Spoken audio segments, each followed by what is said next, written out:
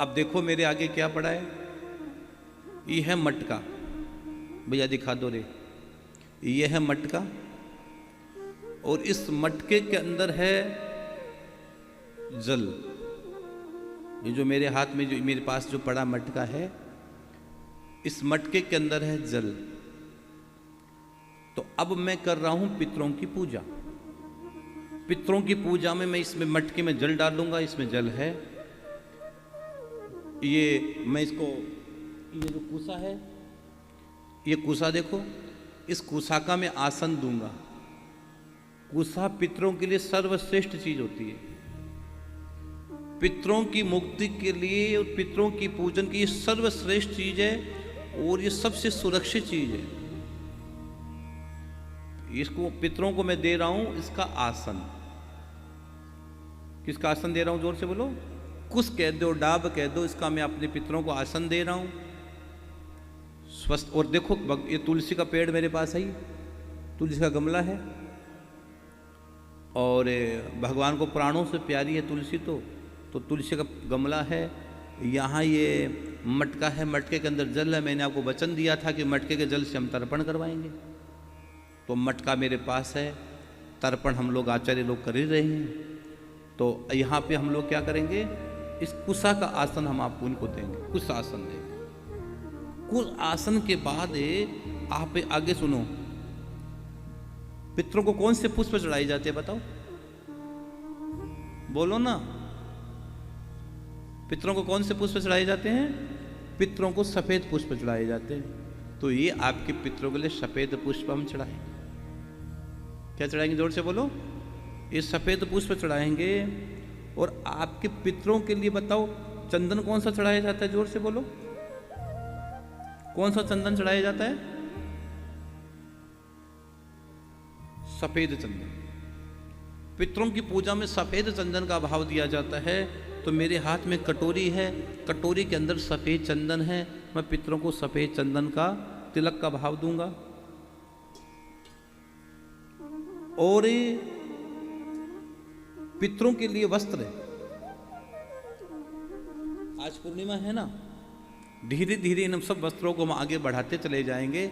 ये पितरों के लिए धोती, जो आपके पूर्वज है, आपके पुरखे हैं, जो आपको छोड़कर चले गए हैं, पितरों के लिए धोती का भाव प्रकट करेंगे। ये क्या है बताओ, जोर से बोलो। ये यज्ञ जो पवित्र जनेऊ, हम आपके पितरों को जनेऊ का भाव देंगे। और कथा कहती है कि कथा में फल जरूर चढ़ाना चाहिए। जो फल चढ़ाओगे वो फल आपको मिलेगा। कोई भी पूजा में फल फल फल कंपल्सरी चढ़ाया करो। तो आज आपके पितरों के निमित्त हम व्यासपीठ पर सेव का फल चढ़ा रहे हैं। और सच मानिएगा, इस कथा का एक ही फल है, आपके पूर्वजों की मुक्ति और आपके पूर्वजों की सदगति। गति की बात नहीं करता मैं सदगति की बात करता हूँ।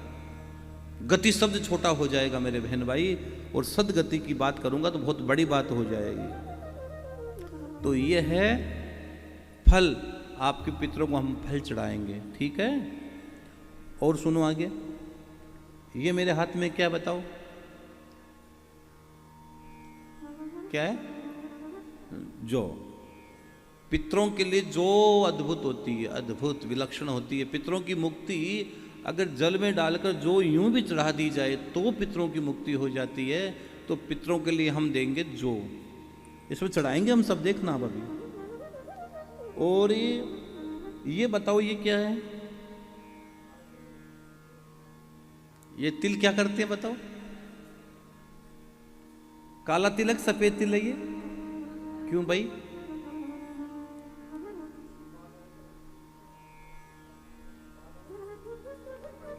बिल्कुल। तो पितरों के लिए तिल सर्वश्रेष्ठ बताया गया है। तो हम पितरों के लिए भी तिल का भाव प्रकट करेंगे, आप देखते रहना।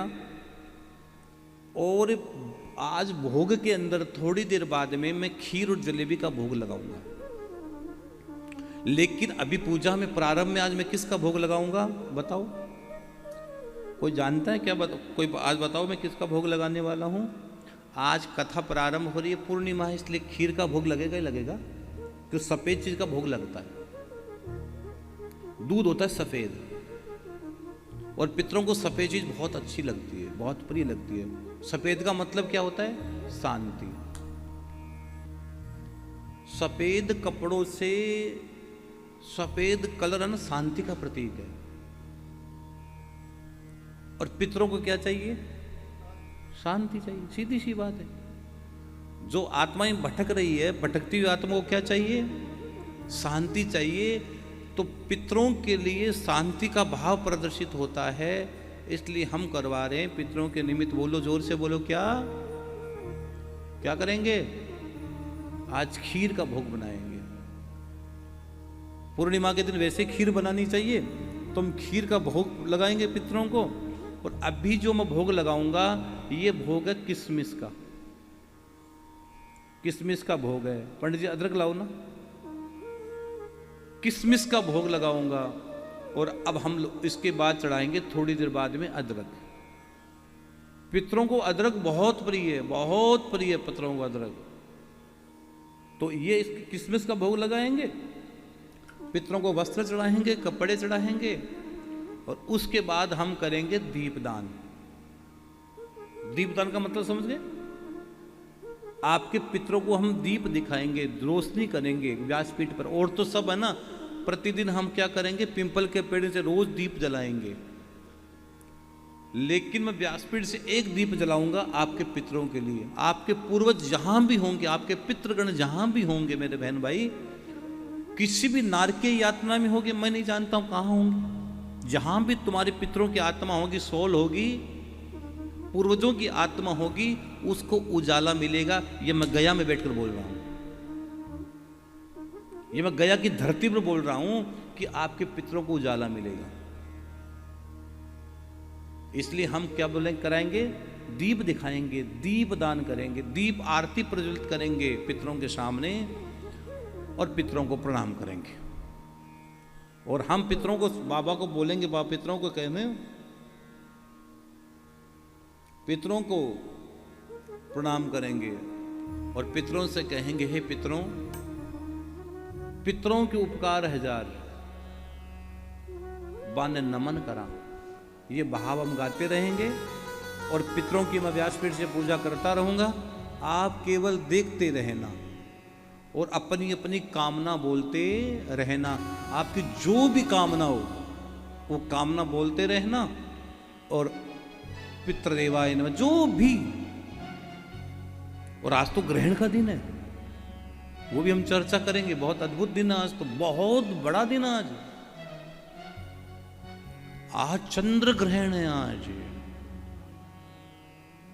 आज तो मुक्ति की ग्रहण बहुत बड़ी बात होती है। कितनी बड़ी बात होती है ग्रहण का आना, और वो भी श्राद्ध पक्ष में पूर्णिमा के दिन आना, बहुत बड़ी बड़ी बात हो गई मेरे बहन भाई। इसलिए हम आपसे गया की भूमि पर फिर निवेदन कर दें, फिर आग्रह कर दें, फिर प्रार्थना कर दें कि आप इस कथा को सुनना और फिर बताएंगे, चर्चा करेंगे।